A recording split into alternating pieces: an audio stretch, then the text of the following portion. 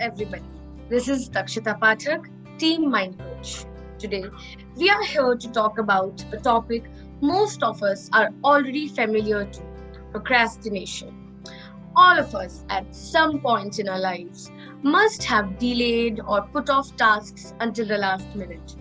Today, we will discuss why we do it and a lot more about procrastination with counseling psychologist Ms. Ketaki Gokhale.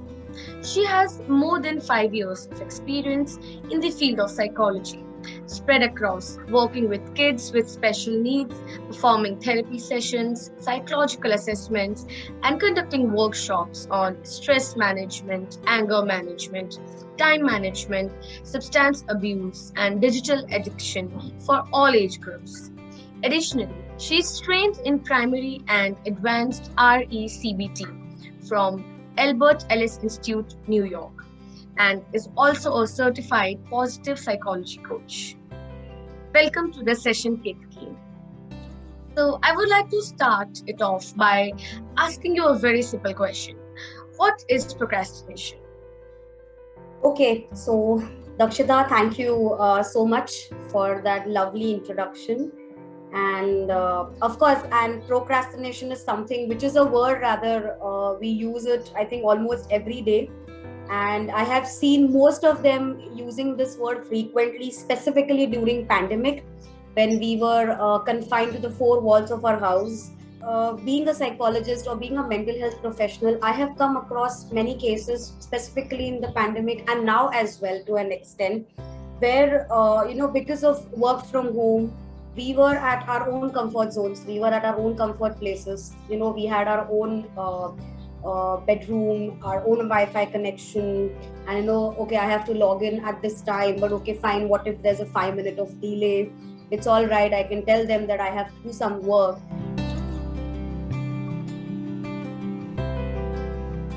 Does procrastination means being lazy, or how do you differentiate between procrastination and laziness?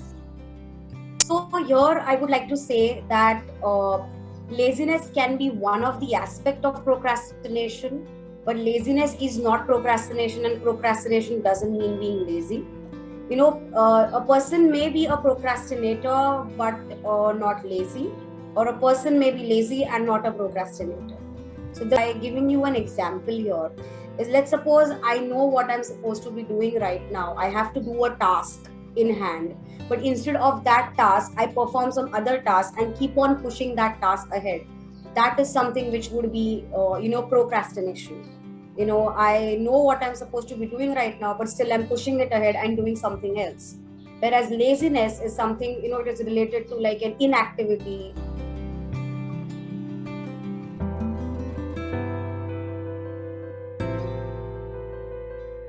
Is there something like good procrastination and bad procrastination? Is there something like that? Procrastination is not always bad, although it is viewed as a sign of weakness. I mean, rather than using the word weakness, I would say that it is it is an untrained, probably it's an untrained strength or something which you're trying to work upon. Good procrastination or bad procrastination, I would say it is just a habit. Procrastination is procrastination. You are delaying tasks. But of course, there are incidences, there are times when, at that particular moment, you are not able to think creatively, probably because your mind and your body, they're not relaxed. They haven't got a break. So, there are times when people take a break from that task, and do things that make them feel better, and then again come back to the same task, feeling refreshed. That is something which we can say that, okay, I have delayed the task, but then when I again went back to the same task, I was able to do that more creatively and more productively. Rather than me doing it with a stale mind, I would do it with a very fresh mind.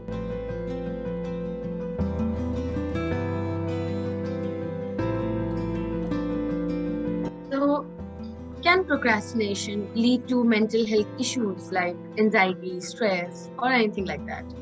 If the edges are not sharpened properly, then it is liable that a person might fall, and then that becomes a habit, and that it really challenges a person's ability to manage time, because the person is just not able to give himself or herself that time to perform that task. So yeah, it does lead to a variety of conditions.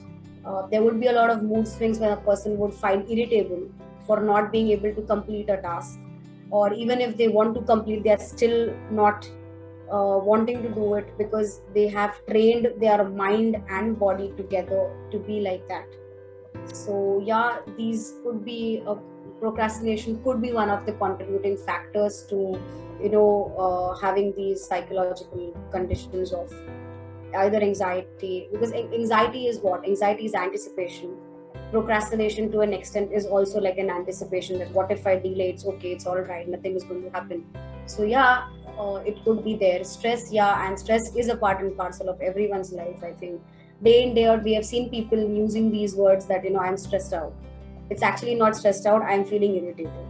But yeah, there is again, as this is a whole together another debate that am I stressed or am I irritated or am I frustrated? Another condition which you spoke about, depression, as I told you, yeah, there could be mood swings. There could be frequent crying bouts, anger bouts, irritable bouts that, if I can't do this today, I cannot do it anytime. So then why to do it even today? And then there's a lot of judging or evaluating your own self. Most of the times it is seen that we try to view the world from the lens of others and not through our own lenses. So that could also be one of the contributing factors which can lead in turn to depression. So yeah, procrastination is one of the contributing factors to developing these conditions. Yeah, right. So is it so that if a person is already suffering from some mental health issue and has a habit of procrastination, so will he or she will experience it worse, and what will his or her thoughts in that case? Okay, I would rather say the person would start like if there's a combination of anxiety or any other mental health condition and the person knows that he or she procrastinate, Yeah. I would say it is a very kind of like a deadly combination, because your mind is already affected and it kind of blocks your ability to think ahead, or rather than asking yourself how can I solve this problem, we start asking ourselves that why me, and why this pressure is being put on to me. Am I not capable enough? Am I not worthy enough? So these are the thought processes. As I said, that the person which I was talking about is an 18-year-old boy who had these negative affirmations about himself, that I am a less confident person, I'm not a very hardworking person, I give up very easily. So rather than having the word as try, they have the word as must or should, because these are the words which try and place a pressure onto your mind, onto your body. I always have believed that have these must and shoulds, but then make these must and shoulds very flexible, so that if you are not able to do it, how to overcome that.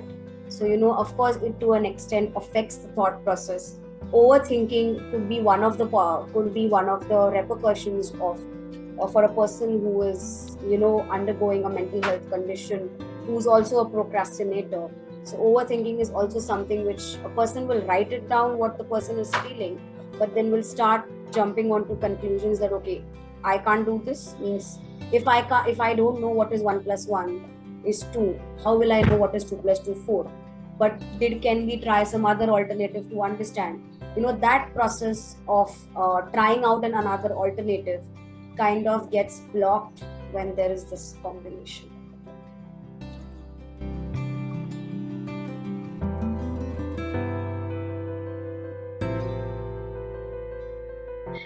So can you share some tips with people who procrastinate, some corrective measures to overcome this habit? Managing time, then affirming yourself, believing in your capabilities, that come what may, I will do the task in hand, making a to-do list, and appreciating yourself. I think appreciation is something which most of us don't give it to ourselves, because we kind of try to look at that, what we can't do rather than what we can do. That is also something which kind of leads to procrastination. So yeah, believing in yourself, having those positive affirmations, having physical activity, a balance of your mental and your physical activity, giving yourself equal breaks in between, and in those breaks, doing tasks which are non-digital, not watching any kind of series or any kind of basically doing tasks which don't strain your brain more because you're already tired. It can be as good as dancing, cooking, going out for a walk, talking to a friend. It can be anything, just doodling, just drawing, just lying down, eating, but not binge eating, just eating for a small amount. Just calming yourself down and say that, okay, I have to go back. So I think these are some of the suggestions which I would suggest for a person, that if you believe you are getting into a habit of procrastinating, start making a to-do list and convince your mind and body that I will do these tasks and I will try my level best to complete the tasks at hand. So yeah. I was also thinking, if we reward ourselves for the little things, like for the part of tasks that we do, so will that help us if we reward ourselves for one step that we take in doing some bigger tasks? You can always give yourself a star. Yeah. Or you can always draw a star, when you complete a task and say that, okay, yeah, I'm a star, and everyone is a star. And everyone is creative. We need not be knowing drawing to be creative. We are creative in our own ways. So we can always draw a star. We can draw a smiley face. You can just pat your back and say that, well done, very good. I'm proud of myself. I love myself. And one of the biggest medicine, one of the biggest therapy that I would say to everyone is that we have something which we know how to use it, but we still don't use it properly, is our smile.